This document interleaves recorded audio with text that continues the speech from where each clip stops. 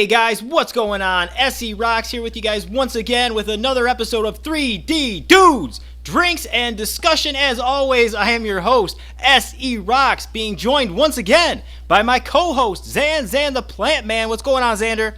Doing pretty good. How about yourself? I'm doing all right, man. Things are going okay. All right. Yeah, we got a special guest today, Xander. Do you know who it is? Oh, shit.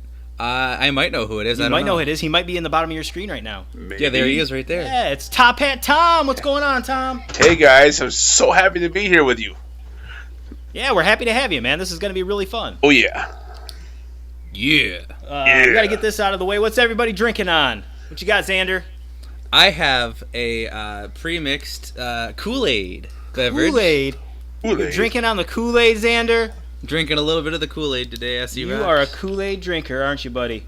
Mm-hmm. Tom, you drink on the Kool-Aid? Not anymore. I'm drinking that high-quality H2O. Oh, there you go. You were a Kool-Aid drinker, though, weren't you? Kool-Aid, Mountain Dew, all that sugary stuff, yeah. Yeah, you love the Kool-Aid. And once again, I have the Zevia, 0-calorie soda, no sugar, no artificial sweeteners, caffeine-free, ginger root beer flavor, baby. Oh, wow. The classy stuff there, man. Man. The good stuff, man. I had a couple bucks. I was able to splurge. Oh. Yeah, so today's podcast is going to be on creativity. Oh. Yeah, an interesting topic. I believe Top Hat Tom and I got into a discussion one day on the old Facebook Messenger about the idea, and it was it was kind of a little debate, so we decided we were going to podcast. That was like, what, 4 months ago or something? Yeah. It's been a while. Hey, that works. Finally getting around to it. Get the old cobwebs off to remember that one. Yeah, Right. It's got some notes. So, what's creativity mean to you, Tom? Because I know you're a creative guy. You got your hands in a lot of things. But yeah, creativity is just putting yourself out there, trying to not only make content, but try to inspire others to create as well. I agree wholeheartedly with that. That's basically what I have on mine. Besides, So you nailed it, yeah. Yeah, it creativity to me is like in anything. Like art is creativity. Communication is, you can be creative in the way you communicate with people. Like creativity encompasses, I think, everything in our day-to-day lives. But I guess for this podcast, we're gonna dive mostly into creativity in small areas is where we're going to start, and we'll see where we branch off as far as that goes, because that's what our debate was about. But what was your thought on creativity, Xander? I mean, Basically. you guys pretty much, it was like you pretty much nailed it. Yeah, just using your knowledge to educate with tools of such, and what you said already. Yeah. Yeah, you're Words pretty. and I don't such. want to take away from you. You're a creative guy Yeah. too, most definitely, with your editing and. You create logos and whatnot too, so I mean, you totally fit into this conversation. So yeah, be sure to chime in. I just made a logo for somebody. Oh yeah. My buddy, he wants to become a professional wrestler, so I made him a logo based on the periodic table because that's his gimmick, I guess. I don't know. Garza, Nice. is it? Yeah, it is. Yeah, I kind of figured as much. Yeah. Has he even started training yet? Yeah, he's training at Okay. the Saginaw thing. PPW. You can say it, dude. Yeah, It's okay. I know you're drinking forgot what the it was Kool-Aid, called but for it's a okay to say second. PPW. I think he's training through them, and Yeah. he's working on his gimmick and all this and that and stuff. And he's the photographer there, so he's going from the photographer to being a wrestler. And he's like, "Hey, I need a logo that looks like the element for periodic table, blah blah blah." And I'm like, "All right, I got you." Yeah. Oh, sweet. Anyway, that's the thing. So I guess we'll start off with the effect the area has on being creative. Like we're from a small area, Tom and I. Mm-hmm. I guess start on however you want to. Like, do you feel like being in a small area affects your creativity in a negative way? I mean, does it stifle you? Actually, no. It challenges, yes, because you have to have that confidence to go out there and try something new. But you also have to look for different networking opportunities, trying to touch base with teens or any kids that are wanting to do things, or like-minded individuals that just kind of gave up and they never moved forward with it. What's helped me so far is online communities and getting support from that to help reinforce what I'm doing now. That helps a lot. And now, but then you're kind of like venturing out from the area though. Like if you're using the online world, you're not encompassing everything in your area. Oh no! So are you getting the support you need? I am getting the support I need. I Okay. reach out as looking for mentors to say, okay, how would I go about this? Picking the brains of people that have done it. Currently, I'm a host on a podcast called Biblical Chili, and we started about 6 months Shameless ago. plug. Shameless. And we started out with 4 of us guys. Now we're up to 8. And then we have people calling in to be guests on it, and it's all local people. And once they get a taste of doing something fun and creative like this, they're hooked, and they want to do it themselves. Right. I see, like something like that. Like you are in an area where there is a big religious community. So like I think something like that, although it probably takes a lot of people, a lot to like want to take that step to call in or whatever. I do think that your area is more in tune with what you guys are doing. Mm-hmm. So that definitely probably builds that boosts your confidence in what you're doing. You have that support of everybody who's calling in, and like you said, you guys are up to 8 people now. So like you have a good base of people and a good support group. Is there anything that maybe you've thought about doing that you were like, okay, well, this area might not support this, so you tried it and it failed and it kind of discouraged you at all, or? I wouldn't say discouraged. I've tried. I've tried. We are a religious community, like you said. I tried incorporating this into Brazilian Jiu-Jitsu classes, and I went out and started teaching courses on the mats and relating it with religion, and that fell pretty flat. It didn't go very far at all. But see, but that was like a really creative idea. Like that was something that you were taking 2 things you loved and trying to put them together, yep. And you didn't get that support because people didn't, they didn't give it a chance, which is where I find an issue with a lot of things in this area is people aren't open-minded. Right. They don't want to give new people a chance with new ideas. If it's something like the area I am in, if it's not a bar, a pizza shop, pizza, Xander. Look at that smile on his face. Pizza. Ooh, what? Wait. I heard pizza. Can what? I jump in here? Pizza shop, a bar, anything like that.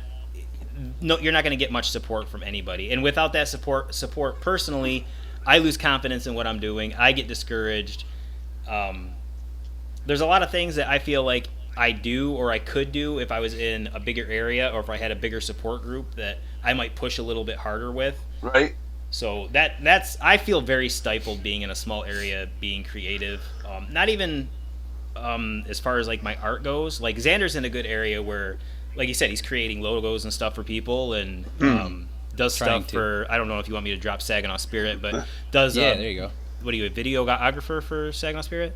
Yep, I record the action and then it gets broadcast out. Yeah. Okay, so like he's in an Camera area dude. where he can. I don't shine your things, I guess. You're able to show your talents. And I went to art. Whoa, what was that? I was shining my things. Okay, like I went to art school, and I'm not like a super artsy person. Like I don't think I'm very good at drawing or anything, but I do have an artistic mind. I like trying different things, like the whole podcast thing, the YouTube videos and stuff I started doing. That was just something like I like to write, so like I would write scripts or whatever. I'd stories and stuff, and like this just isn't the area for that, so I feel very held back, I guess. And like I said, I give up. Like if I'm not getting the support, then like you're exploding basically. You started out with 4, you got 8, you got people calling in. Like I struggle just getting my friends to share videos, and like some of these friends, quote unquote, I've been supporting since before I was even involved with them, sharing their stuff all the time. And I think that's a big thing. Like if you support somebody, you need to go all into it. Like you don't have to back somebody financially to help them get out there, help them achieve their dream, I guess. Right. That makes sense. I also found that because you and I talked about another project I have in the works, and when I tried launching that a few months ago, people weren't there for like voice acting, and the interest wasn't around. Right. So then I had to change tactics a little bit and go into a groove that I knew would be accepted. Then once that part was accepted, then okay, now I have your trust, I have your interest. Let's change gears and let's do something crazy together. Right. And so how were you marketing that initially? Because like voice acting is awesome. Like I think it's a lost art, honestly. Most voice acting now is done by actors, and like back in the day, that's not how it was. So like that just the idea of that interests me. Like who did you try to get? I mean, you don't have to drop names or anything, right. But how did you go about trying to get voice actors for your project? I reached out to my close friends, and what I mean by close friends, I mean ones that are just minutes away. Right. So if it's recording night, you don't have to travel very far. No. Right. Then that fell flat. So then I flew out with my wife to California, and I met some podcasters out there. And road trip. Yeah, and one of them is his name is Trent. He's a voice actor. He does still frame animation for Power Rangers, nice. things like that. And he gave me some input as to like, well, you don't have to be in the same room as the person. You just have to find someone with a good microphone somewhere, and they can read the lines. Yep. And then just go out and try stuff. And because I was just trying to get good buddies to jump in on this with me, they were like, "Want me to do what? What's a podcast? How do you even pull those things up? Is that something I can watch online?" I'm like, well, again, I think that's a product of the area, man. You're in this area where people, I mean, besides, I don't want to call us millennials, whatever we are, because what are you, Xander? Are you a millennial? I think technically by the definition, no, but basically. What are you then? What is after a millennial? Gen Z generations. Oh, is that what it is?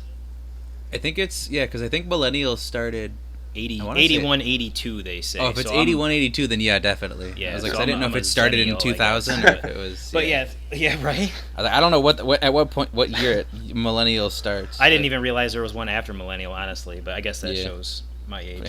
But yeah, so like there's a lot of people in this area that don't know what a podcast is because that's not what people do up here, and right. That's another.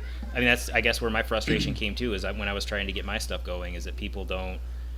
I guess I'm shooting for like a younger demographic than what I am and what we are or whatever. So one thing I found has been interesting. I try not to pay attention to stats, but right. It's just something I can't help looking at.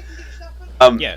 And when we drop a podcast, we only have 23 subscribers, and year to date so far, we're almost at 1,000 downloads for our 26 episodes we putting out.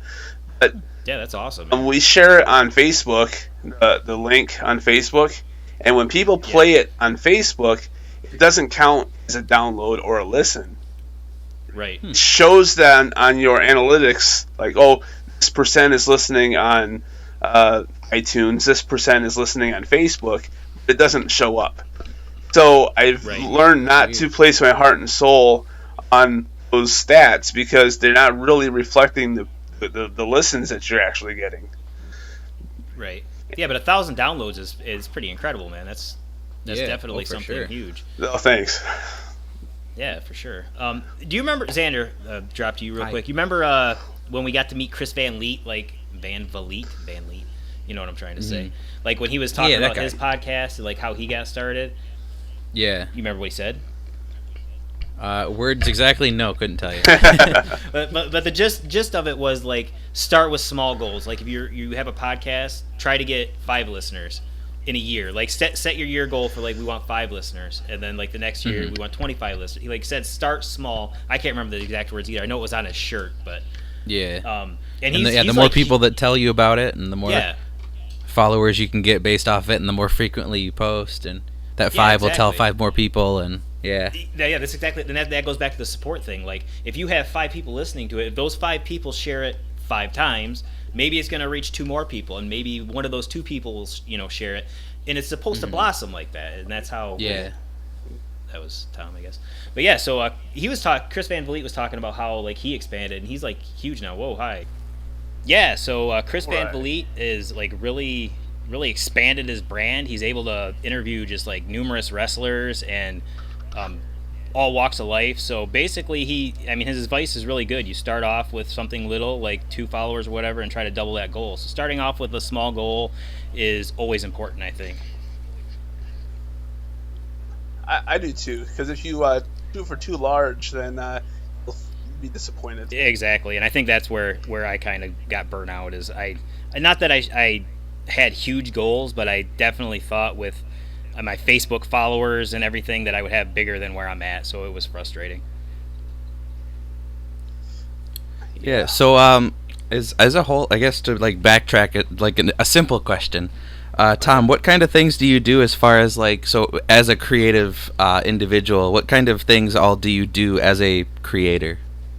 As a creator, right now I'm podcasting. I have the podcast I'm doing.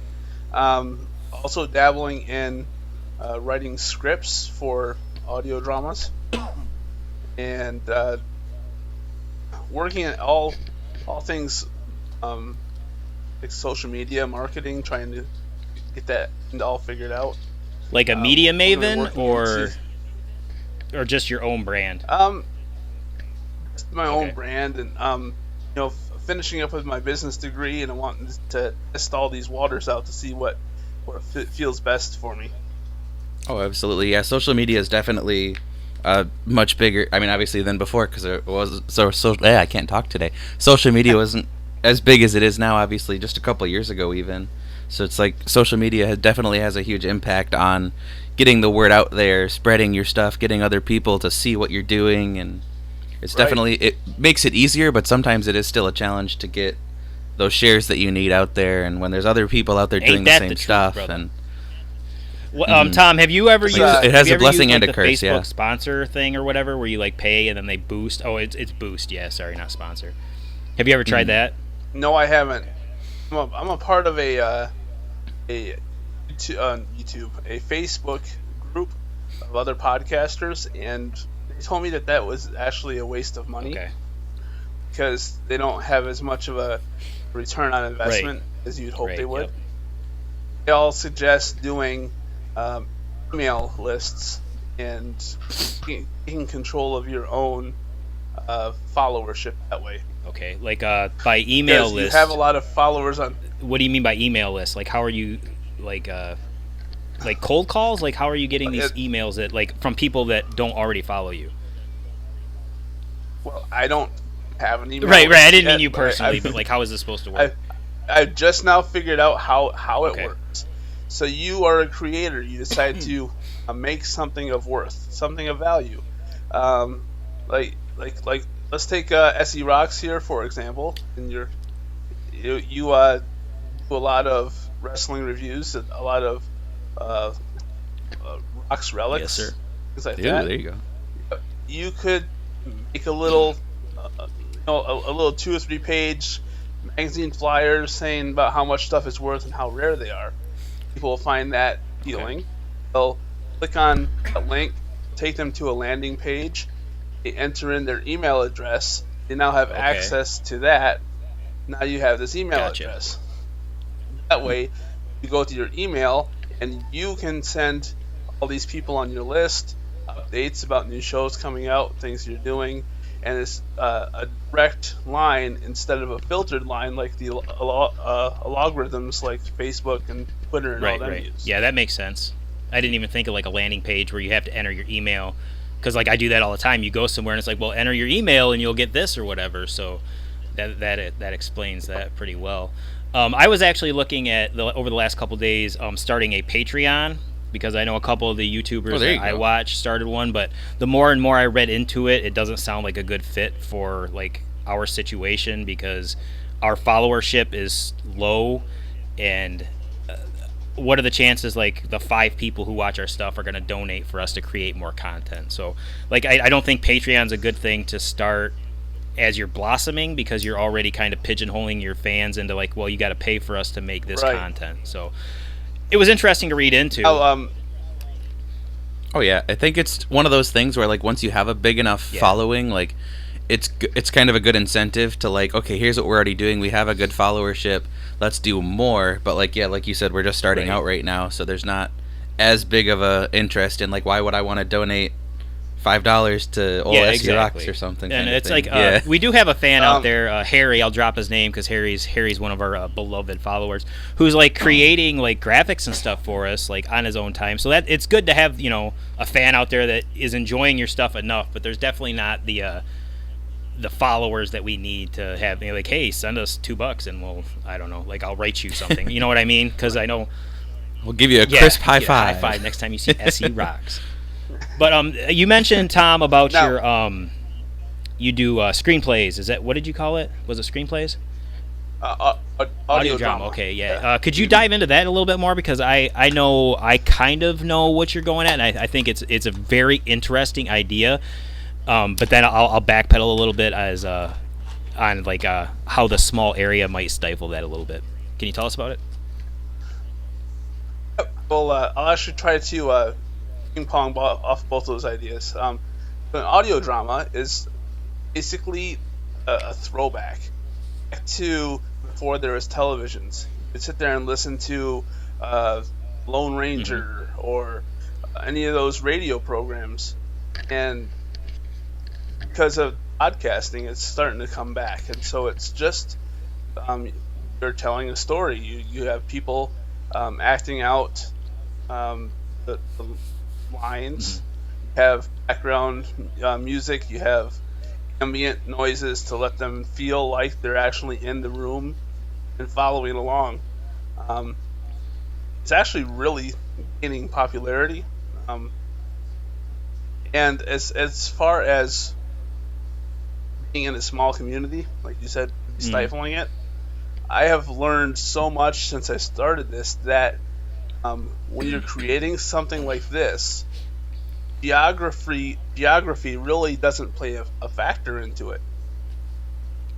Because if you are wanting to put it out there, there's voice actors all over the world that are connecting like we are right now remotely. Right. But are you gonna garner the support locally that are your friends gonna support you? Are they gonna share your page? Are they gonna get the word out so you succeed? Like that's my issue with like the small area. Like I bring that up is there's not the support for like I personally think that's an awesome idea.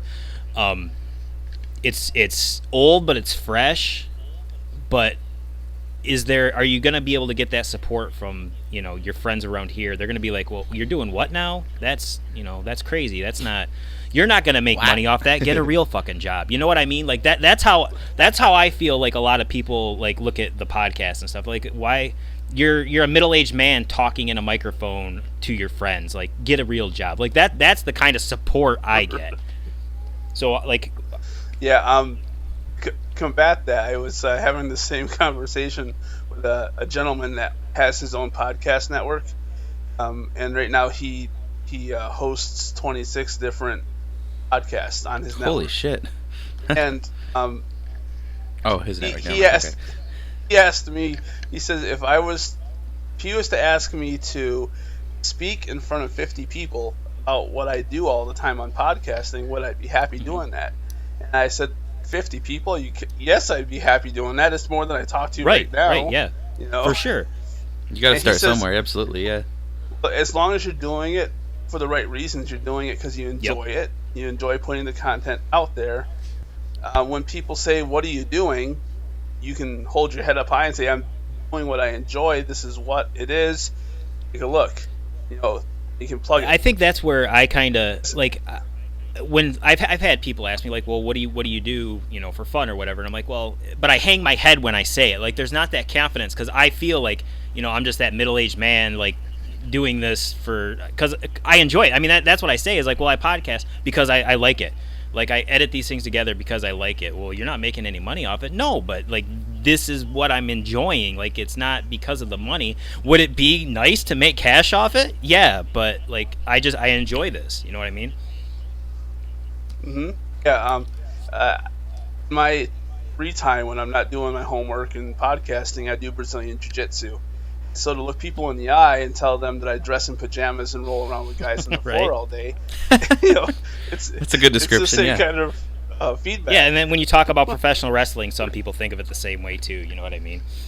But Yeah. A bunch of guys that have no pants wanting a belt. yeah, right, yeah, exactly. Yeah, So you're I don't know how many details you want to give about what you are working on. So I don't want to like spoil it, but I think the idea is really interesting because you've given it to me to share, read a little bit and give my feedback, and I think that it can work, but there's going to be such a niche market for it initially that it's going to be hard to get off the ground. So if you can get it started without becoming frustrated, like I think you're onto something. Yeah, right now I've been talking and getting pointers from different podcasters that are doing the same thing. I actually have like 11 million downloads for their podcasts. Wow. And these guys, the ones that we went out and met in California. So when we were doing the little tiny audio dramas, so far I've done a 3-minute one for Biblical Chili, and then I just did a 10-minute Christmas episode, which is fun. And I send these out audio files out to these guys and say, hey, what do you think? Get their feedback of what we can fix, what we know. And then comes the networking part, because I had just gotten off a webinar about monetizing your podcasts. And they said that if you're looking to make millions podcasting for a Christian podcast or whatever, it's really hard. But you're looking for ways for exposure, look for people that are in the same lane as you are with your podcast or your creations, and throw out their podcast as a bonus podcast on your channel. Right. Cross promotion. How about that? So, good idea. Cross promotion. Yeah. Yes. And it won't be like a bait and switch, because you have to choose your day and stick to it on when you launch. Launch it earlier in the week. So, oh wow. So, 3D is just throwing out extra podcast. What's this? And then you do a little endorsement ahead of it. And then whoever you're doing this with, they do the same thing. That whole reciprocity. Right. And you have instantly gained access to all their listeners. Right. Yeah. It's a really neat idea. Go ahead, yeah. Tim. No, I was just going to say, I didn't even really think about that. The whole, because how you went to California to meet with these people that are also podcasting. I would have never thought about doing that. That's a really neat idea to broaden your horizon so you learn something, and then it also kind of rewards you at the same time, for sure. Right. And even... In theory. Yeah, right. Yeah. Well, I have no influence with them, but being able to know that they know me and are willing to give me creative criticism, help me expand my brand, is awesome. It'll improve your product, and it'll, yeah, for and sure. you said what they have 11 million downloads. Like, that's definitely somebody you want in your corner for some feedback. Oh yeah. Oh yeah, definitely. And the caliber of these guys, King Falls AM, they have just I could talk all day about how cool they are, but also their accomplishments. Right. But yeah, King Falls AM, it's a podcast, an audio drama podcast about a little radio station, all the paranormal events that go on. It is definitely not Christian, but it is, somewhat family. Right. I suggest you take a look at it. It's fun. It sounds like a good time for sure. So I can't even remember where we were going to go with this, but we already went over the getting support. Like, are you garnering support from local sources? Because I remember a while back you said that you had been approached about. Because I think that's what started this whole topic, is that you were being approached to get a couple programs going or something. Can you? Yeah, there's interest in community about getting something like this going in our library, local building like that. It's still in its fledgling phase, so I can't go into any huge details, but there's interest saying, well, this is a new corner of a market that we don't even have in this area, and we would love to open this up to the kids in the area. Let's talk more about how. Are you talking podcasting or like what do you? Podcasting, audio dramas, anything creative like Okay. this, that the kids can understand and know that there's a benefit behind it. Anytime they get their voice on a file and they save it, now they have something they can put in their portfolio and send it out. Like, oh yeah, well I've done this on this podcast, Right. and check out my voice file. Well, it's a good fit for your show. I think that's a really good idea too, because you know, kids are more interested in like the social media, and you know, they're watching YouTubers all the time. So if you like, you know, you had a place for them to go and be like, hey, you know what, why don't you sit down and you do what you see the people that you watch do, like go ahead and, you know, letting them know there's a place to go to do that where like they're not going to be judged. I think that's an awesome idea. Yep, did our Facebook Live. We hit 500 downloads for Biblical Chili, and one of our co-hosts brought his son with him. He was sitting on the sidelines. He wants to start his own YouTube channel about video games and how to do Minecraft and stuff like that. The thing that everyone's doing. And so I was like, well, get out here on the camera, grab a microphone, let's talk. He was like what? He's this 16-year-old kid going, are you serious right now? Yeah. I'm like, yeah, this is just Facebook Live. Let's do this. You got to start somewhere, you know. Absolutely, Yeah, get comfortable with it. Yeah. So is that something you're going to be able to start? Like, is there? That's what we are gaining as much experience as possible. That's why we're going into every one of these different niches, like the audio drama, and actually putting it out ourselves, so that way when they tell us that they're ready for us to come in and show them how to do it, that we don't show up with our hands in our pockets going, well, let's learn together. Right. Don't know what we're doing, but let's figure it out. So we'll actually have some credibility going into it too. Yeah, that's awesome, especially for a small area, because I know you do a lot of stuff for like Relay for Life, and you've helped organize some wrestling shows out towards you. So you definitely have your hands in some good organizations, and you're trying to help your community, which is really commendable.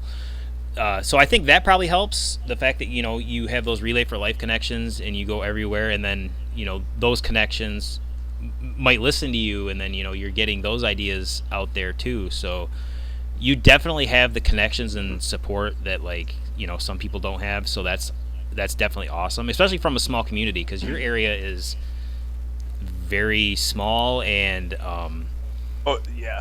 Yeah, and I don't want to say one track minded, but that they have their it's that area.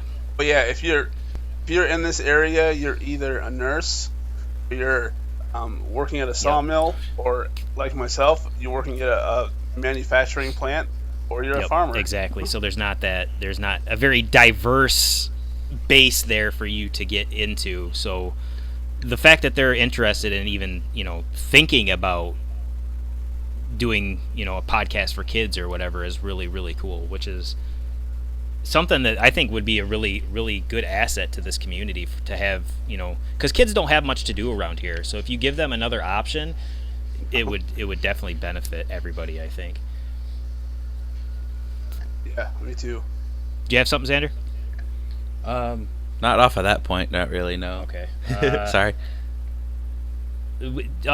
For lack of opportunities, Tom, what would you say is the biggest drawback to the small area? The feeling, because there honestly there are no opportunities in this area for an artist. Working in a school, I see quite a few very talented artists, not just with paints and pencils and stuff, but in the drama classes and stuff. There's a lot of talent out there, but there's not opportunities for these kids. How do you feel about that? Well, I think that the kids also they have to understand that they also have a voice, and they are interested in something to speak up, whether it's a parent or anybody, or even reach out on social media and say, this is what I'm interested in, can help me. If they sit there and don't say anything about it, then nobody will know how serious they are about the art that they're working into. But I think that's where Um, being judged comes into play too, because you're like, just for example, say you got a 13, 14-year-old kid who wants to do podcasting or whatever, and that's what they're doing. But they're scared to, tell the adults because they're afraid the adults in their life are just gonna be like, that's stupid, give it up. You're gonna be this. You're not gonna make money doing that. Like, I think maybe that's part of the problem. that is definitely a problem, yes, because stifling parents can be too. I'm looking for the right word. Too level-headed with their corrective criticisms. It could squash any kind of a creative approach that a child would want to take, because the parent is well-meaning, want them to follow something that they will be productive and lucrative at. But if it's not their passion, they'll learn to, from following the parents' lead, they'll learn to bury that passion down, and it'll eliminate it. Totally agree. If it's really that important, and if they really have something, I've been noticing more and more on Facebook that people are just drawing a picture and then posting the picture on Facebook. Then they get the accolade, the good job, the recognition that they're looking for from everybody else that's not in their household.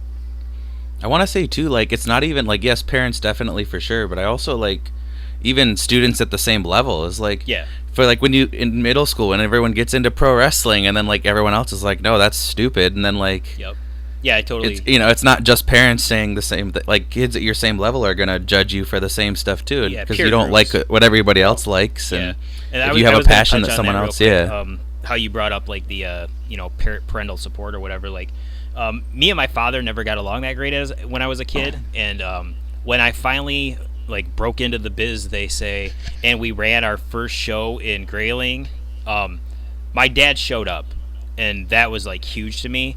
Because I want to say I was like 26 or 27 when we ran our first show, and I was doing commentary and helping, book it or whatever. And just the fact that he was supporting me, because he's old school or whatever, he was a carpenter his whole life, and the fact that he showed up to watch his 20-some-year-old son do this stupid crazy wrestling thing, that was huge for me.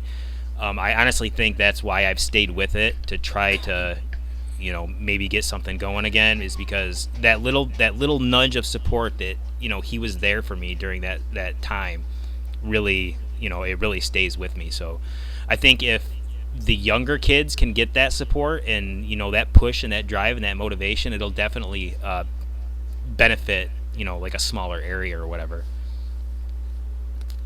Yeah, and that's where guys like you and I that are into the creative stuff, and we know the importance of it, that we have to keep an eye out. Like, if you said you've seen this at school, and you take a second, step aside and say, that's really I have. good. But do you do anything with that? And it's important for us to do that, even if it makes them feel awkward because no one's ever said that before. When they go home, they're going to remember that conversation. Yeah, and I've definitely tried to drive home the fact that I have a degree in graphic design or whatever. Like, I might not be doing that now, but I can see that you have talent, and I definitely think, like, I try to, give them that little bit of drive and push, even though they may not be comfortable. So, they're drawing inspiration from maybe the fact that I have that art degree or whatever. Aha. So, Tom, where would you say, like, and this can be for both your podcast and the audio drama and everything, like, what kind of things do you do when trying to come up with new ideas? Like, where do you draw the inspiration for the next episode or new content that you're going to put out? Anything that I see around, I tend to look at things through a weird lens. And so I try to take inspiration from shows I watched as kids to things that my kids do now, to things I witness people doing at work, sorry about that, crazy interactions that I've seen, you're going through Walmart, and crazy things that you'll see Right. out and Always about. see something crazy at Walmart. I'm a people person. I'm a people watcher. I like to just soak things in, and so if I see a cool little hook that a movie could have taken, they didn't. I see that as a missed opportunity, and I remember those little things, and that's where I try to make things funny and serious at the same Right. time. Yeah, that's a good route to take. You can't always be serious, but you can't always be funny. So why not mix them together? What Right. about I think- where did you Exactly. get your inspiration to like get a wrestling show for like a charity? Like, what made you think, hey, this might help? Oh, um, I still do volunteer for the American Cancer Society, and I was told to look up this gentleman, named Rick, and he was part of a wrestling organization out in Holton Lake. As we were doing this grow your beard for charity thing and raising money for our facial hair, and so I showed up, looking to meet Rick, and he invited me out to the show, and I'm sitting back there and I'm seeing everybody showing up, and I'm looking at their interactions with the crowd, and my kids were liking it, and I was like, you know what? I think that the somebody outside of this area would enjoy this as well. I wonder what it would take to get these guys to move. And for a while, I was kind of him-hawing around about it, but then I got the nerve up to reach out and say, would you guys be interested? And one thing led to another. We did a couple shows. We had that one out here in Fairview, and when they came into the school, and it ended up being bigger than I thought it was going to be, and that's where you and I reconnected for the first time. Yeah, I don't know if I mentioned that, but Tom and I actually went to like elementary school together too, and lost contact Wow. until I did that not know that. wrestling show. So like, wrestling does great things, guys. Rekindles old Yeah, relationships. yeah, definitely. Not yeah, to that- so that- backtrack on the. Oh, sorry. no, go ahead, bro. I was gonna back up on the inspiration thing. I met a couple of years ago at a Comic Con. I met Tom Kenny, the voice of SpongeBob, Mhm. and he was asked like, how do you come up with the voice for SpongeBob? Because obviously he doesn't talk like that in Right, real life. right. And he was explaining he was at like a shopping mall or something around Christmas time, and it was like the meet Santa Claus at the mall thing. And he, like, one of Santa's helpers, one of the elves or whatever, was like on a break, and he was like complaining on the phone about how like this is the only time of year he gets any work because he's a shorter individual or whatever, and like that was the guy's voice. Right. So he basically heard this guy yelling angrily on the phone and was like, that's the voice for SpongeBob, and then here we go. So I had to throw that in there. Sorry. Yeah, that's cool for sure. Like learning how he got his inspiration. But I was gonna just touch on that Fairview show real quick, Tom. The first show, because you did two show. They did two shows in Fairview, correct? Okay, that first show Yes. was huge. I remember being there. I was in the crowd with a couple friends. I think Dreasaurus was there with her niece and her nephew. And then I talked a couple of the Mayo wrestlers to come to the show. But that was a huge show, and like I think that kind of like that show in particular made me like I'm like, okay, I want to be involved again. Like this is seeing the fans into this is awesome. So fast forward to the next show at Fairview, I was actually on commentary for that show, and it was, I believe, the first show I got to do like lead commentary because Tommy Z wasn't there. And it was an awesome show. I don't think that you guys made the donations that you were hoping for, but as far as like a wrestling show, it was definitely one of the funnest ones I've ever been involved in. Oh, yeah. That was great. It was a fun show. Do you draw inspiration from it like anywhere else for any of your projects? Like I know you're a family man. Does like your family? Do you draw inspiration from your family? Yeah, I draw a lot of inspiration from my kids and even my family growing up. Old stories that we had to live through, and I've been blessed enough to have a quite an interesting life thus far. So, like, crazy things happen to me. Like when I got lost in the woods one time, and I happened upon a tent that was owned by 6 Chinese guys from Detroit that happened to be there at the same time. You know, little crazy things like this. Yeah, that's story in definitely itself, yeah. those are stories that'll inspire, I guess you could say. That's pretty crazy. Yep. I have my own story about living in Detroit for like a week too, but that'll be for another podcast. Ooh, stay tuned. Ooh, subscribe. Yeah, subscribe. Yeah, make sure. Stay tuned. What do you think makes a good idea that will succeed? Anything, honestly. You will not know unless you try it. I asked the same exact question when I was on that webinar, and there was a gentleman that said for his Patreon account, he made $20,000 in his first year by charging people $25 for a 10-minute video chat, teaching them how to do a handstand. Wow. I mean, whatever works, you know. Yeah. No shit. So you never fail. You always learn something new. So if you try anything and it doesn't work, you just learned that doesn't work. You'll try something new. You didn't fail at it because you at least tried. You learned. Yeah. Definitely trial and error for sure. And you learned. Yeah. Xander, I kind of want to play off this with you real quick because you are a talented individual. I don't think you maybe see it as much as you should because you're not super motivated. I mean, not no. taking shots at you. I think if you were more motivated, you would definitely succeed in whatever you wanted to do, like video editing or videographer. Like I don't know where exactly you want to be, but I think you. I'm still trying to figure that out myself. Yeah, you need to find that and start pushing towards it because you definitely have the talent.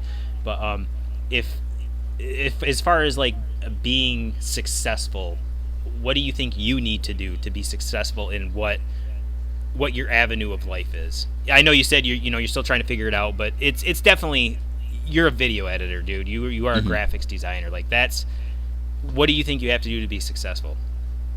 Besides get motivated.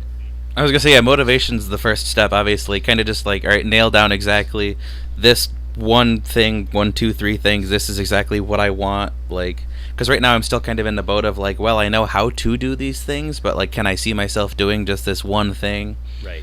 Trying to find, like, nail down, like, all right, this is like what I am. Like, even on my like resume and stuff like that, I'm always like, okay, what do I say that I am? Am I a video editor? Am I a graphic designer? Like when I'm trying to find jobs and stuff, I'm like, okay, when I'm like reading through the qualifications and stuff for jobs, I'm like, okay, can I do all of those things? Like, is this a good fit for me? Do I know what I'm doing? And really just kind of nailing down, all right, this is what I'm gonna do, this is where I'm gonna go to find it. I'm gonna leave my part-time job.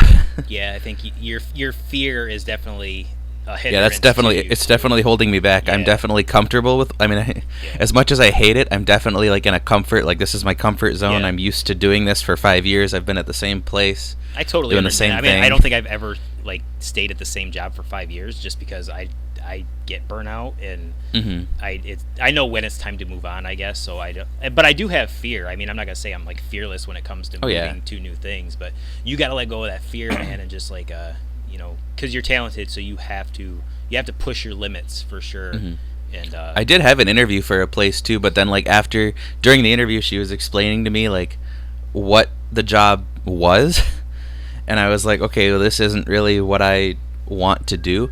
Yeah, because it was called. I think you took a misstep on that because it would have been a foot in the door. Like it might not have been initially what you wanted, but it was a step up from where you are now, and it might have been a foot in the door for you to get to where you needed to be.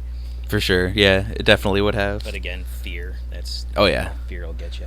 Well, because it was like mostly journalism related, and I was like, I took like a journalism class in college. Right. Yeah. I took like 50 video editing classes, and I'm gonna work a job in journalism because I worked at a news station. So hey, right. Because that's what they were telling me during the interview was like, oh, we see that you've done all of these things, and like we have a lot of people that have done this, and you'd be a great fit. But are you comfortable doing this? And I was like, no. Yeah. Yeah, I mean, do you want to make phone calls and talk to people on the phone? And like, no. Right. Yeah, no, I not actually really. just got off like a 45-minute phone call, dude, and it was the worst thing ever. Like, not because of like who I was talking. I just do not like talking on the phone. So he had to like basically text me for like a half hour to talk me into calling him so we could discuss some business. But totally get the thing about not wanting to talk on the phone.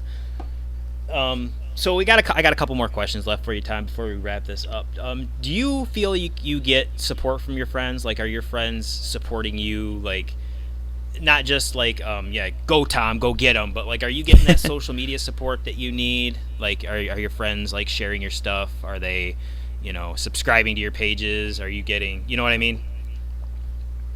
Yeah, they're subscribing to my pages and sharing it. I also have to give them benefit of the doubt because most of my close friends aren't social media savvy. Okay. A lot of them are still like, okay, I'll hop on social media once a week. I'm labeled as the addict because I like to do it. How do I use this tweeter? Yeah, what is the Facebooks? What is the face space? Dude, Right. I don't even remember who it was. I don't even know why I'm going to tell this story now, but somebody had said face space one time or my book or something. I want to say it was Drea, but it wasn't, but I think it was somebody older, but they're like, "Yeah, are you on that my book or face space or whatever?" I was like, "Yeah, I'm on that." So you definitely have to know what you're working with, I guess. But are the friends that you have, are they sharing your stuff? Are they, liking your pages? Yes, Okay. Yep. And I think I mentioned this a little earlier that our group has grown from 4 to 8 guys. And so now those 8 guys are sharing it. And, Right. interested in doing their own stuff. And so they're wanting to help promote this as well. Yeah, that's definitely helpful. I think that I don't know if maybe people don't understand like the fact that like if they share your page or your post or whatever that they're helping you, like just that 1 second like share, it might get like 1 or 2 people else like, what is this, why are they sharing this, I'll listen to it and maybe they'll like it. So I think a lot of people maybe don't understand the fact that if they help social media wise that it's actually helping you out a lot.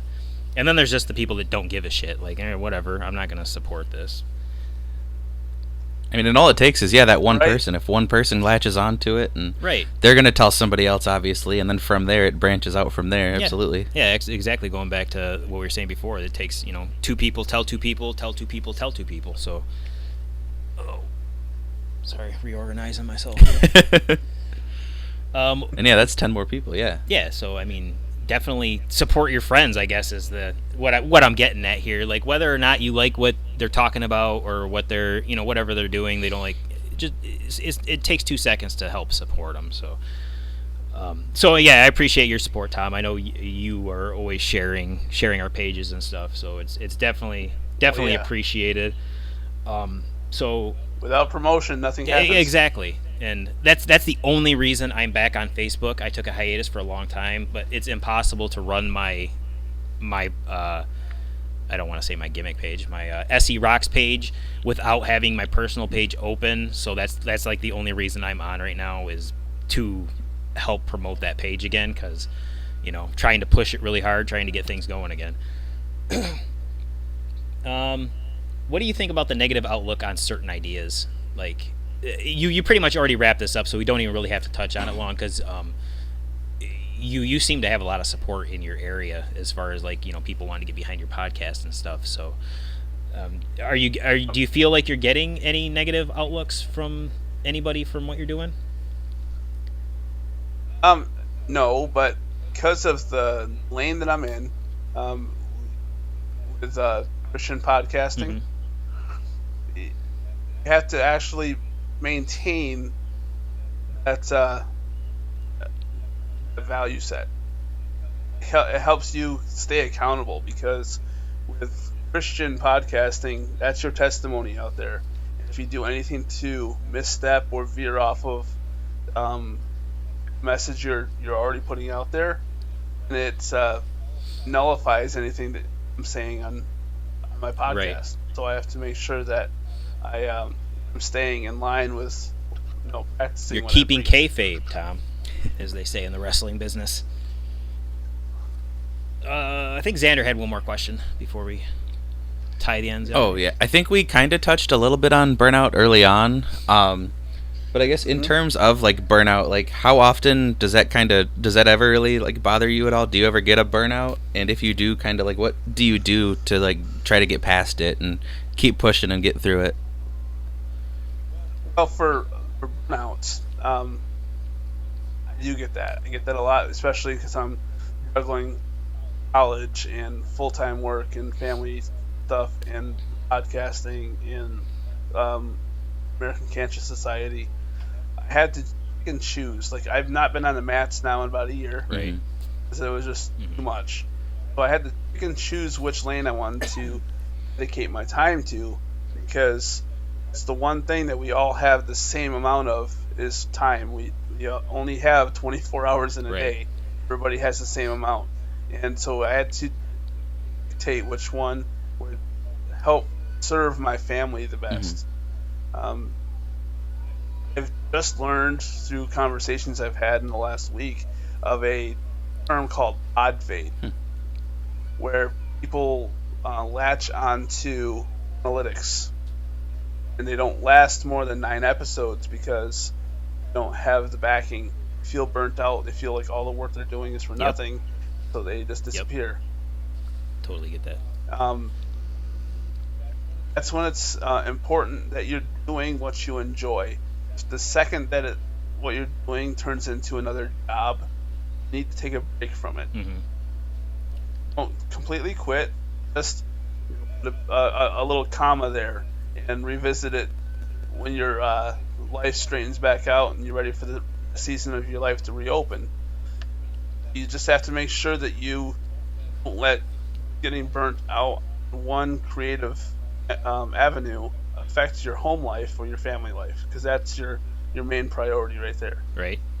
Yeah, that's definitely a good way to look at it. That's kind of where I'm at right now too, with like a year ago even, like I was making like not only video editing, I was like making graphics and I was like doing this and doing that, and then just kind of all of a sudden in this past year I've just sort of like, I haven't created like anything lately, like not just video editing. Like I've had a video about pizza with RoxX that I haven't uploaded to my channel that we filmed like 6 months ago because I just haven't wanted to sit down and just create something, and like I need to get past it, and like I haven't made any graphic stuff. I just updated my resume, so that's the most creative thing I've done in the last couple of months.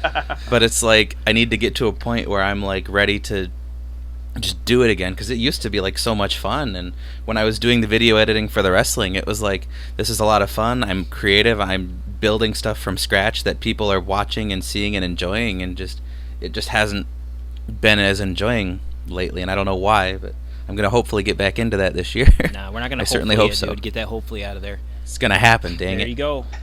Dang it. I think that you're wise in doing that, because if you force your way through it, then you're not going to be producing the quality stuff that you're wanting to do. Most definitely, yeah. What do you feel would give you that push or that jolt again, Xander? Like, what is the problem? Like, what are you seeing? Money. Just kidding. Money?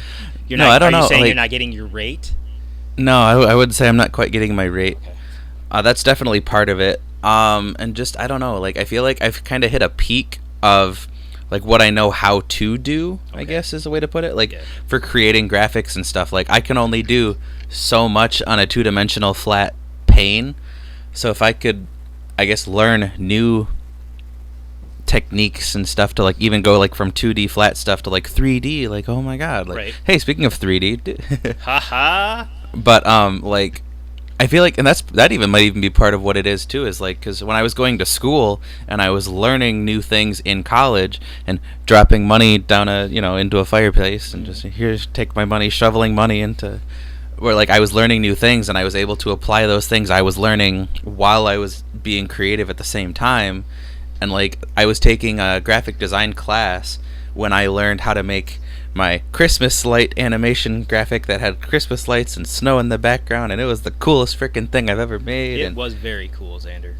And it's like, I think that's part of what's kind of blocking it off, is that like, because I graduated college, like I'm not learning anything new right now. So I've hit a peak of like, okay, this is what I know, and I can't get anything past that right now because I'm not learning anything new at the moment. Do you feel that because you were basically forced to do it at school, though, right? I mean, you're paying money, you're gonna do it. So Yeah. you had that drive to finish what you started. Do you feel like you don't have that push right now? That like you don't have to do any of it. So again, it's like a motivation thing. Are you just like lacking the motivation to like get that drive and that push to learn something new or to do this because you're not being forced to learn it? Yeah, that's probably. I think that would be part of what it is too. Yeah, because there's not really like when we were doing the editing and stuff, there wasn't really a deadline to like. Oh, it's just kind of like okay, in my spare time, I'll just put it together, whatever. We'll get it out there. Right. And then it kind of turned into, I've got a day off from work right now. I haven't had a day off in like 4 or 5 days. I'm just gonna use this day as a self care. I'm not gonna do that kind of thing. And then 3 months later, oh crap, we still haven't finished the episode. Right. Yeah. But we get into ruts like that. But it's definitely for sure. Yeah. Do you have anything to add, Tom? Anything to help wrap this up? No, but well, I guess Nope. I do. Nope. That's all. See you later. Bye. No, but yes. That's it. See ya. For people out there that are wanting to learn to create, there's YouTube channels that you can go to get started.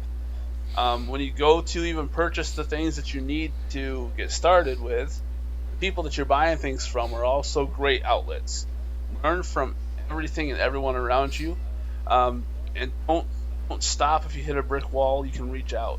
There's a lot of the most popular podcasters that I know only use their cell phone. Don't let small little speed bumps prevent you from putting things out there that you want to get out in the world. Yeah, most definitely. That's like, it's funny you bring that up actually, is because I took a picture of my little podcast setup, and somebody's like, oh, it looks like you got a really nice setup. Like I have like a $25 mic and like a $10 headphones. It doesn't cost a lot to get started. So don't let cost be the deterrent. Like you said, people use their phones. I mean, people are making movies on their phones. So don't let money and equipment be a deterrent from what you want to create. Yeah. Yeah.